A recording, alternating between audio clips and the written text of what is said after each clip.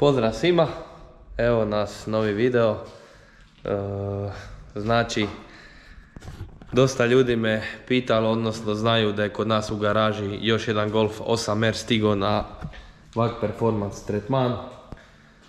Evo tu je naš auto, znači Stage 1, nismo još software dirali, u razvoju je i ima dijelove R600 USIS i Revo intercooler kao što smo pričali u videu prije.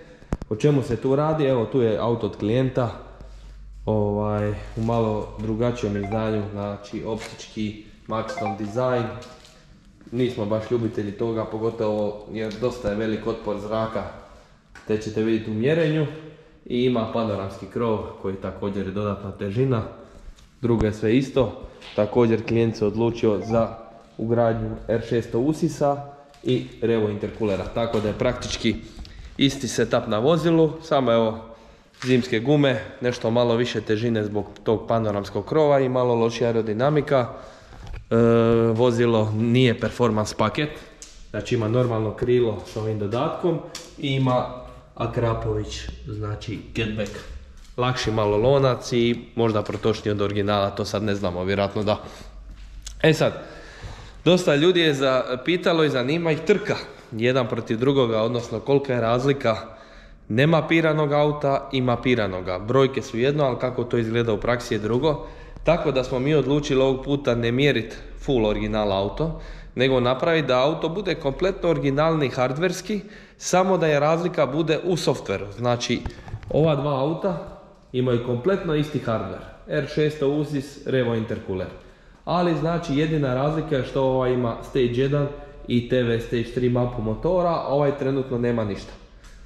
Završili smo s mjerenjem snage, znači konkretno ovaj auto ima 340 konja i 448 ili 9 Nm ili tako nešto, ili 444. Uglavnom, praktički brojke koje su 5 konja i tu u Nm bolje nego što ima naš komplet originalni auto.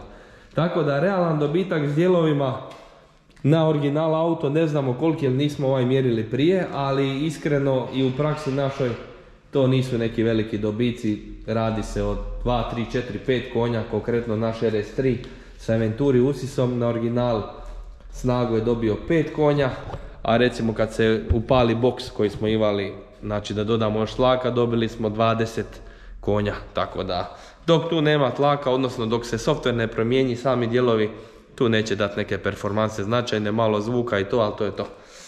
Eto, razlika u kilaži, znači ovaj auto ima 30 kg više nego naš, što će naravno utjecati na ubrzanje, kao i zimske gume. I također i mjerena ubrzanja su drugačija, znači konkretno ovaj auto ima 100 do 212.5, što je jedan od loših rezultata za original auto, kažem, pogotovo ima dijelove. Recimo naš je išao 11.8. Što ovaj ide 12.5, ovaj je 11.8 i naš je išao 4.4 do 100, ovaj ide 4.5.